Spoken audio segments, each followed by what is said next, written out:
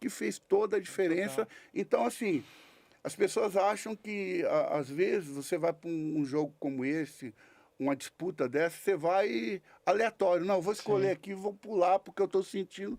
Não, existia muito estudo por trás daquilo. Gabriel Grande hoje nos comentários, lembrando, Micali foi uma das pouquíssimas pessoas que me fez chorar por futebol, Ah, que por causa da bacana. conquista olímpica. Que bacana. Eu sempre tenho esses relatos e isso é legal, porque as pessoas, quando me procuram, falam, pô, eu estava naquele dia fazendo tal coisa, em tal lugar, elas se recordam do dia, o que elas estavam fazendo. Assim como eu também, quando o Brasil foi campeão mundial em alguma situação, eu Sim. lembro exatamente onde eu estava, Perfeito. como foi. Então é bacana, isso pra gente que participou, que estava à frente com pressão gigantesca, né? Na verdade, hoje falar é muito mais tranquilo do que quando foi, porque quando nós ganhamos, eu sempre falo, ganhar no Brasil, às vezes para um treinador é um sentimento de alívio momentâneo, não é tão prazeroso. O prazeroso ele vem depois, com a Sim. lembrança, com aquilo que as coisas que aconteceram, né? Agora, momentaneamente, na hora que acontece, a gente sente um alívio. É isso que Sim. meu sentimento foi esse. Mas é muito bacana ouvir esses relatos. E Sim. você pegou um momento pouco fácil, né? Depois de um 7-1 Nossa, em 2014 com a seleção principal. Contra a Alemanha. O país todo E aí você vai na meio final com a revoltado. Alemanha. Com a Alemanha de novo, fala, É. meu Deus, não é possível isso. Foi uma noite mal dormida. Eu lembro disso. Imagina. Umas 2 noites mal dormidas que antecederam a Alemanha, porque assim, algumas pessoas às vezes não sabem, aquela base da Alemanha, hoje ela serve a equipe principal alguns nomes, né? O nosso também, mais menos. Aquela Alemanha, a rodagem dos jogadores vestindo a camisa alemã, servindo a seleção, ela é muito maior do que a nossa. Então, alguns até falaram assim, mas a seleção alemã era um time C, B ou V. Não existe Não, é isso. bobagem, é uma grande bobagem, porque se a pessoa pesquisar um pouco, ela vai ver que não... Se ela for olhar, a gente que faz futebol, a gente tenta buscar todas as informações possíveis para você não ser pego de Sim. surpresa na hora do jogo. Esse detalhe eu não sabia, não. Tanto é que tem um detalhe do pênalti que o Everton pegou, foi um detalhe assim muito interessante, a escolha do canto, né? Como foi o estudo da escolha do canto para ele cair, para ele poder pegar aquele pênalti. Então, assim, a gente estudou muito os jogadores da Alemanha, a gente viu o quanto a minutagem que eles tinham. Eles estavam num momento importante do futebol alemão, eles tinham sido campeão mundial, a seleção feminina tinha acabado de ser campeã olímpica, só faltava o masculino. Eu falei, pô, não pode ser, para não exercer um desastre, tudo isso. E no Brasil de novo? No Brasil, no Maracanã. No Maracanã? Não. Foi 2 dias de um sono ruim. Durante o jogo ali, quando o Brasil sai na frente com uma falta monumental do Neymar, para quem não lembra, uma das melhores da carreira dele. Aí a Alemanha empata o jogo no segundo tempo, vai para os pênaltis. Naquele momento, no empate da Alemanha, ou na prorrogação, que o Brasil estava martelando, o gol não saía, ou até nos pênaltis, você pensava, se perder vai dar problema? Você conseguia visualizar o que talvez acontecesse com a sua carreira e com a carreira daqueles jogadores, caso o resultado não viesse, mesmo com o desempenho tendo sido bom? A gente pensa assim, a verdade é essa, a gente pensa que se a gente não conseguisse ganhar, que o fracasso, mais um fracasso, aí ia ter já estava tendo o nosso começo, o desempenho que não foi... nós não atendemos Os as 2 primeiros expectativas, jogos. empates, né? Já foi difícil para a gente, já foi decretado ali que a gente estava fora, o futebol brasileiro tinha acabado. O meu momento até dentro daquela seleção foi passar tranquilidade. Trazer aos jogadores os números que nós estávamos tendo, que era questão de uma bola entrar, de a gente fazer um gol, trazer a tranquilidade que a gente até então não estava tendo. A gente estava muito tenso nos jogos, principalmente na hora de finalizar as jogadas. Então, o meu papel naquele momento era tranquilizar os jogadores. E por isso, porque a gente sabia, todos sabiam que mais um fracasso, a gente não estava naquele momento, não suportaria. Seria para o futebol brasileiro, seria uma tragédia. Ganhando, já não foi um alívio tão grande, trouxe momentâneo, mas a gente ainda a gente vê que a gente ainda está em construção de muita coisa em função daquilo que aconteceu lá na Copa do Mundo, naquele ano, foi um Sim. desastre. A gente teve que repensar o futebol, a nossa forma de fazer futebol. Gerou um estereótipo de que o treinador brasileiro não tem capacidade nenhuma. Né? A gente está vivendo isso muito hoje. É ultrapassado. Exatamente. Isso vira um chavão que, por muito falar isso, a maioria da população ela absorve muito o que é comentado, principalmente daqueles que formam opinião, né? E hoje qualquer torcedor brasileiro, muitos deles, vamos dizer, não todos, não podemos também generalizar, achar que todos pensam dessa forma, não é, mas a grande maioria, que ela muitas vezes é induzida por opiniões. Eu falo que o mundo ele é regido por narrativas. E essa narrativa, em função disso, ela contaminou de uma forma que hoje é uma verdade absoluta.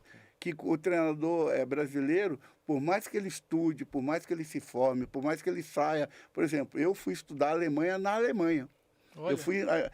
O que me ajudou a enfrentar a Alemanha foi uma reunião de 3 dias, entendendo a metodologia alemã para mudar radicalmente a forma de fazer futebol dentro do país. Só. E isso me ajudou demais a enfrentá-los. Então, assim, a gente muitas vezes... Isso eu estou falando da Alemanha. Eu fui em Portugal, fui na Espanha, conheci a metodologia. Fui em Barcelona, fui no Real Madrid, fui em Porto.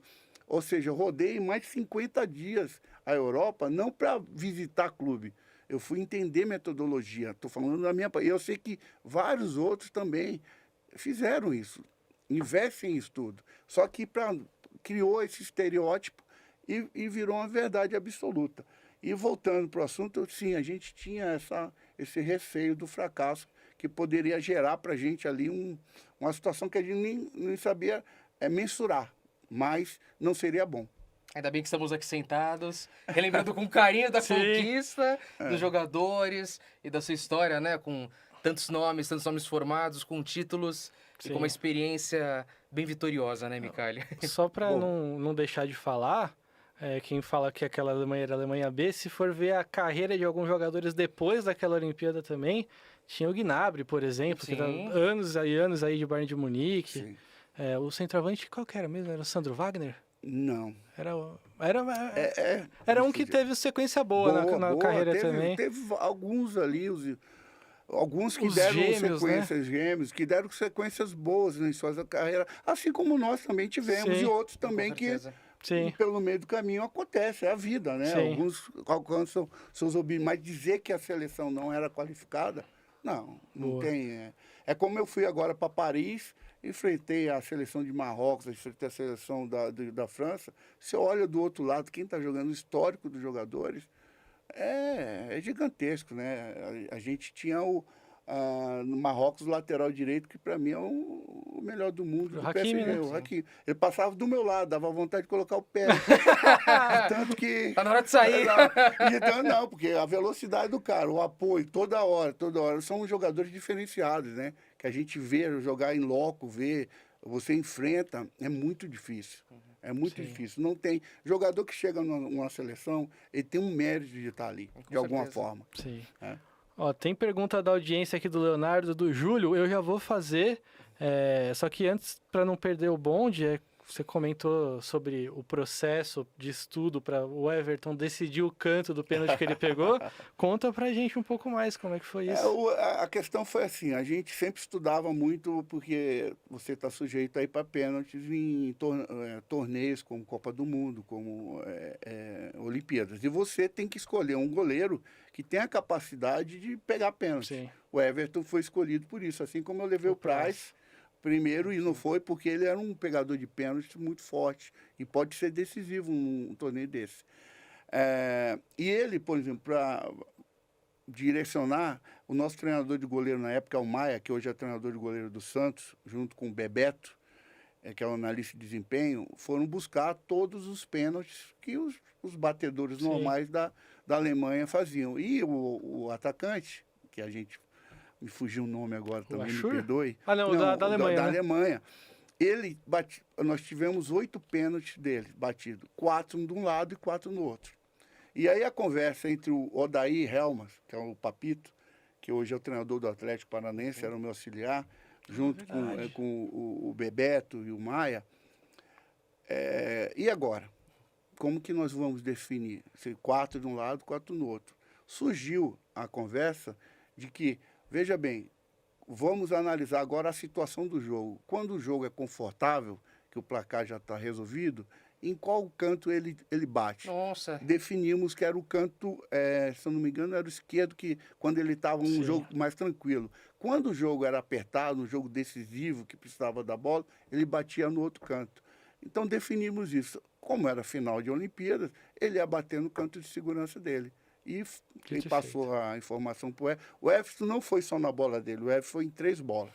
Só que bateu na mão, entrou, ele passou de baixo e culminou que nesse pênalti aí foi assertivo. E você vê, um detalhe que fez toda a diferença. Total. Então, assim, as pessoas acham que, às vezes, você vai para um jogo como esse, uma disputa dessa, você vai aleatório. Não, vou escolher aqui, vou pular porque eu estou sentindo.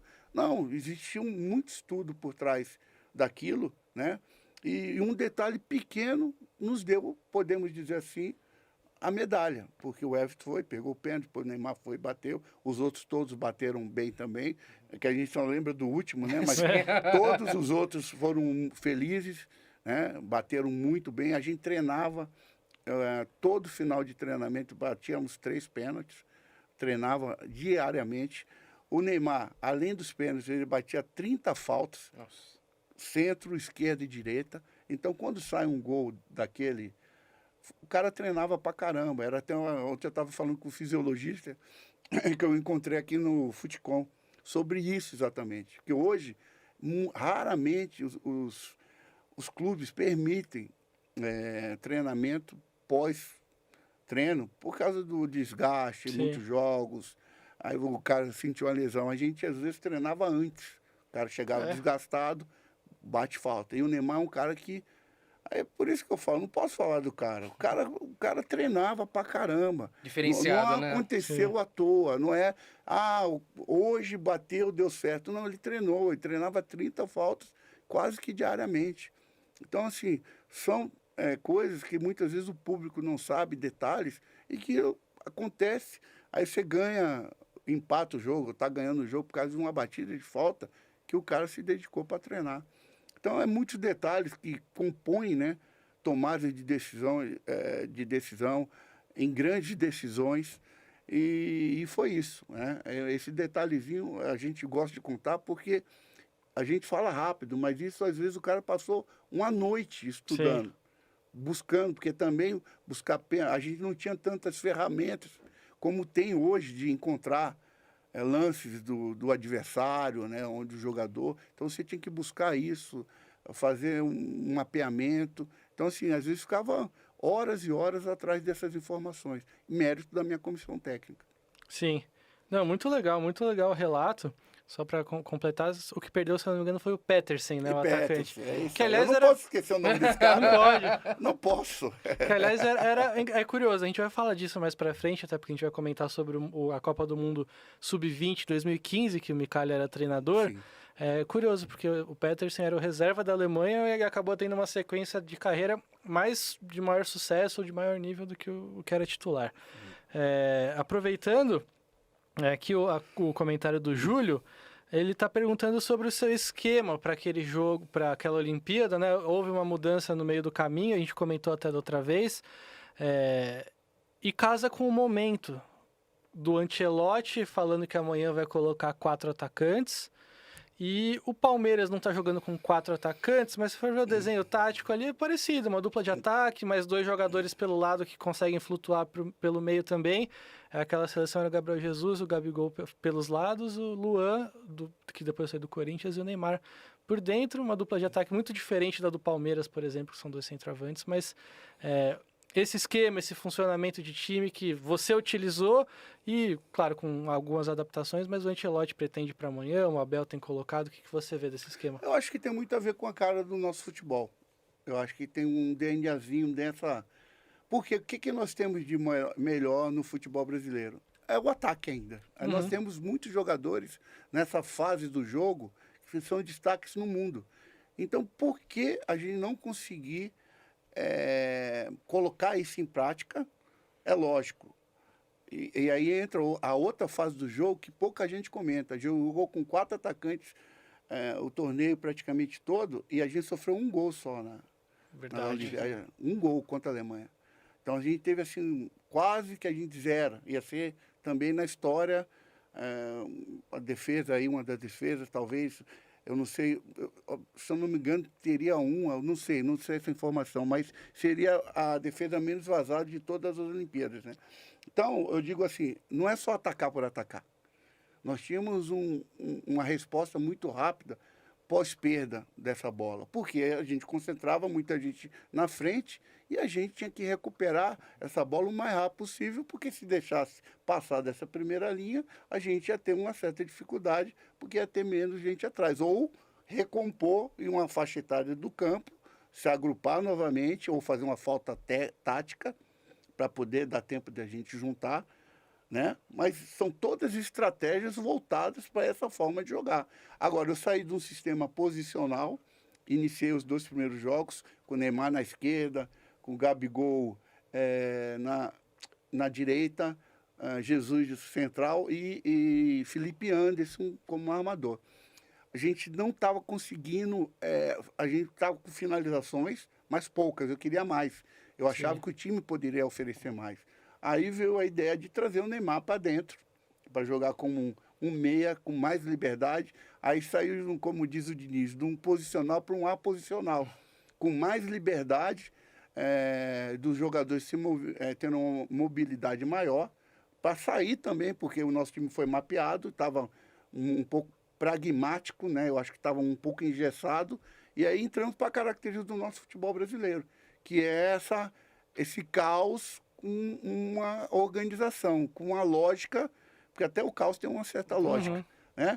Então, ali, a gente tinha 2 pilares, que era a beirada, que mantinha um certo posicionamento, que era o Jesus, que aí eu desloquei ele para a beirada, que é o que jogou da forma que jogou comigo na Copa do Mundo Sub-20, ele conhecia aquela posição e tal, e mantive o Gabigol, né, do outro lado, e aí o Luan entrou no time, como ele já fazia no Grêmio. Aproveitei só as características que ele já desempenhava no clube. Então, não tinha nenhuma novidade para o Luan, era fazer o que ele fazia no Grêmio. E o Neymar, que para mim é um gênio, a gente tinha vários finalizadores na linha da frente, Jesus, Gabigol e o próprio Luan, precisava de alguém que colocasse essa bola com mais... E o Neymar fez isso com maestria, além de fazer o passe, ele finalizava. E aí aumentou muito o nosso poder de fogo. Coloquei para fortalecer um pouquinho mais o setor defensivo, coloquei o Luan, o Wallace no time, pedi para ele ficar um pouquinho mais, que ele ficava para a gente não ficar tão vulnerável. Sim. Liberei o Renato Augusto para o lado direito da equipe e coloquei o Zeca para fazer mais um corredor, como um atacante mesmo. E aí eu tinha uma linha de passe inicial, isso é pouco falado, porque a gente fala muito sobre eventos, mas como taticamente a gente fala pouco. Mas olha a minha linha de construção de trás. Eu tinha o Everton, que jogava muito bem com o pé, é um dos goleiros que eu ainda acho que... o Everton e o Everson do Galo, que jogam, e o também que foi meu goleiro, que está no Bragantino hoje. O Cleiton? Foi quem joga com a gente lá. Eu gosto muito desse jogo com o pé há 12 anos atrás, né? A construção, o goleiro fazer parte dela. E aí eu tinha uma linha de construção atrás com Renato Augusto, Marquinhos e Rodrigo Caio. Pronto. Difícil sair um passe ruim. Então, assim, a gente já... você transpõe a linha média de campo com muito mais velocidade e qualidade e vai já achar homens na linha da frente, fazendo ali o entre linhas, com muita qualidade. Chegou lá, fica muito difícil para o adversário recompor com velocidade. Por mais que eles estejam retrancados, eles vão ter que ir lá para trás, como eles foram. Eles têm que ir lá para a zona mesmo. Mas a gente ainda achava os passes, a tabela curta. Com essa qualidade também? Muita qualidade. E errava pouco o passe de trás. Porque se você erra o passe de trás, você está muito vulnerável, né? Mas a gente tinha uma linha de passe de 3 atrás que era praticamente... Se a gente fizer um scout, alguma coisa nesse sentido, pouquíssimos passes, erros de passe, porque é muita qualidade na saída de bola. Então essa era a ideia da formação dessa equipe. Melhor programa do YouTube. Muito bom programa. Programa top. Agora é a hora de vocês provarem que gostam mesmo do Tá no Jogo. Nosso programa está concorrendo na categoria de esportes do prêmio Melhores Podcasts do Brasil. E você tem até o dia 19 de setembro para acessar www.premiompb.com.br e votar no Tá no Jogo. E se você caiu de paraquedas por aqui, o Tá no Jogo vai ao ar de segunda e quarta às 19 horas no canal da Gazeta Esportiva no YouTube. Assiste a gente e depois vota lá também.